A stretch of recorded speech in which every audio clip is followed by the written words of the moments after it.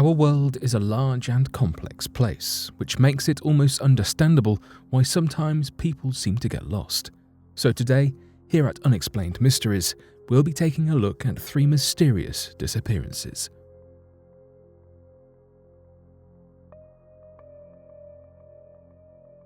The Tromp family. It is a commonly held belief that if a missing person, or in this case missing people, are found, then explanations about where they went and what happened while they were gone will ultimately follow. This, however, was not the case with the Tromps, a family of 5 who went missing during a technology-free road trip and turned up at their farm one by one after a week-long journey. It would have been strange to say before this incident that the Tromp family were anything but a normal, hard-working household. The 5 lived in Australia. The parents, Mark Tromp, who was 51 years old, and Jacobo, who was 53, lived on a successful red currant farm and ran an earth-moving business on the outskirts of Melbourne. The 2 parents and their 3 adult children left without a warning. Rihanna, 29, Mitchell, 25, and Ella, 22, all accompanied their parents on the sudden road trip, leaving behind their phones, passports, and cash at home, except for Mitchell, who brought his phone along.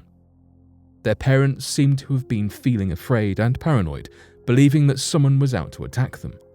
Because of this, within an hour of driving off, Mitchell was forced to throw his phone out of the window, leaving the family digitally disconnected from the rest of the world. What happened next was almost stranger.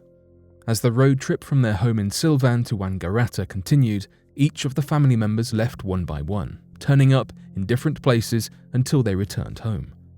The first to leave was Mitchell, who separated from his family upon their arrival in the New South Wales town of Bathurst.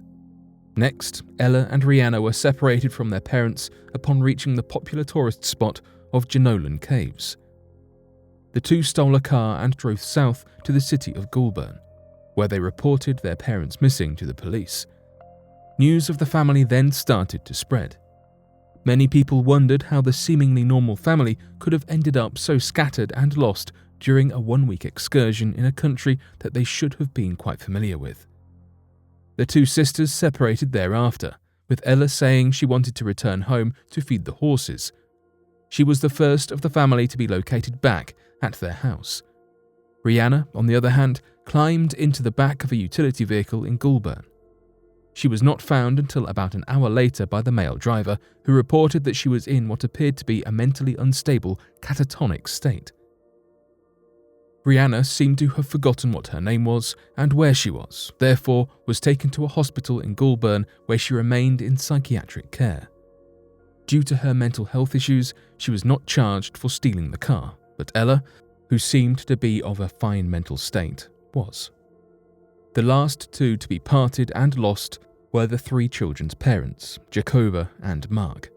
The 2 were separated in the town of Wangaratta when Jacobo left to travel north again until she was found in Yass, wandering around in a very agitated state.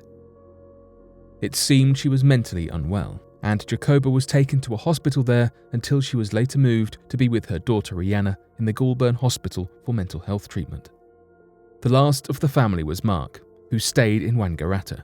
He partook in a number of strange activities, such as tailgating a young couple and later abandoning and fleeing his daughter's Peugeot, with which the family had started their strange journey.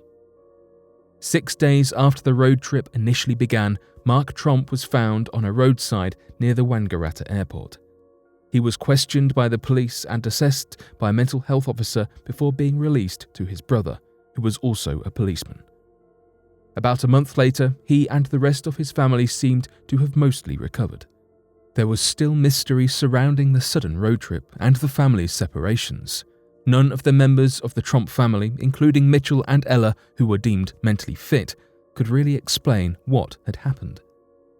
There remain many speculations today, from medication to a collective delusion referred to as a folie à deux, that might have led the family to believe, without evidence, that they were in danger and needed to escape. The real reason remains a mystery.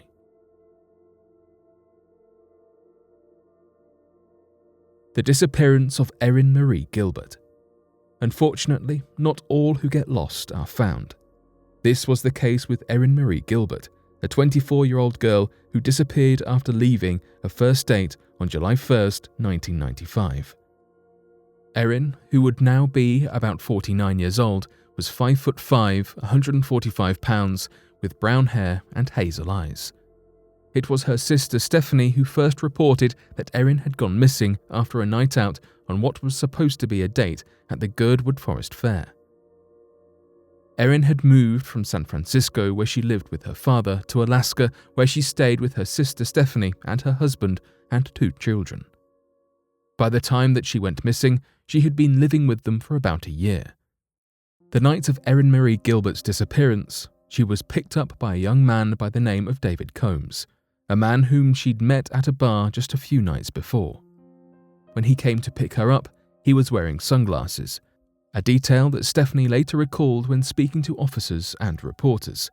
Before the 2 of them left, Stephanie's older son, who was 4 years old, suggested that his aunt Erin take a cell phone with her. However, Erin decided not to and left with David Combs. Erin and her date drove an hour to the Girdwood Forest Fair. Witnesses recalled seeing them at a beer garden until around 6 p.m. when they left together. David Combs, who was later interrogated about Erin's disappearance, told the rest of the story, that when the 2 walked to his car, it turned out that it was not starting. He left Erin with the car, telling her he would walk to a friend's house to find help. After 2 hours of walking, however, he did not find the house and returned to his car alone, with Erin gone. David Combs told authorities that he thought she had just gone back to the fair. When he tried the car this time, it worked, and he then decided to go back and search for Erin until around 1 a.m.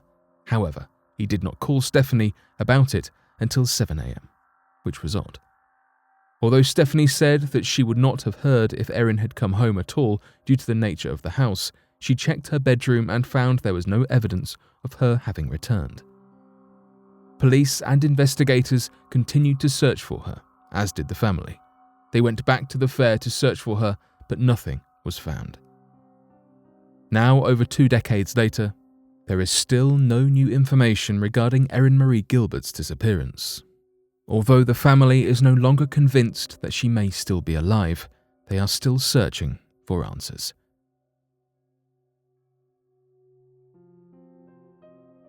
Jacobo Grinberg.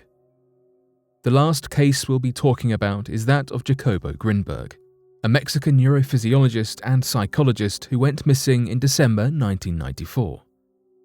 Dr. Jacobo Grinberg was an academic interested in shamanism, meditation, astrology, and telepathy, among other subjects. He wrote over 50 books on various topics. He was most interested in the relationship between what appeared to be spirituality and science, researching about how the scientific method could be used for telepathy. This work was often rejected by his colleagues, as it edged too close to magic to have anything to do with science. He was a spiritual man who was determined to connect these beliefs with science, studying brain waves and experimenting with connections between mysticism and neurophysiology. On December 8, 1994, Dr. Grinberg went missing. He had a birthday party planned for the 12th that he did not show up to. But this was not odd to his family because he had a habit of disappearing without contact for days at a time.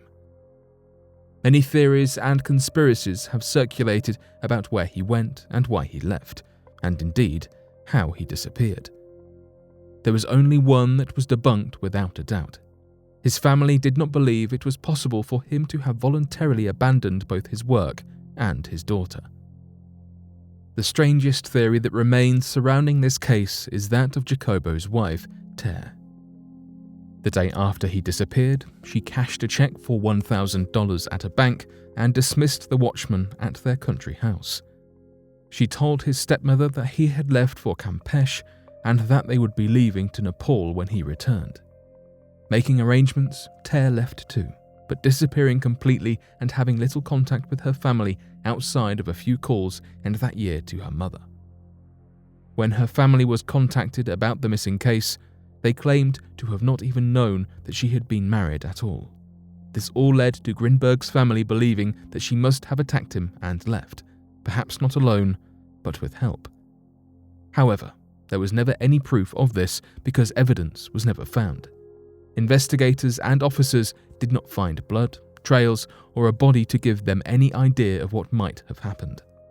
Although the world can seem like a dangerous place, one can take comfort in the thought that cases such as these stand out because they are unusual and not common.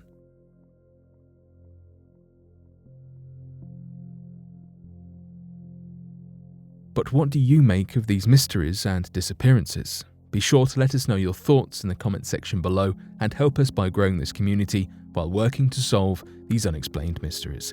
Thank you for watching, and don't forget to subscribe for more videos.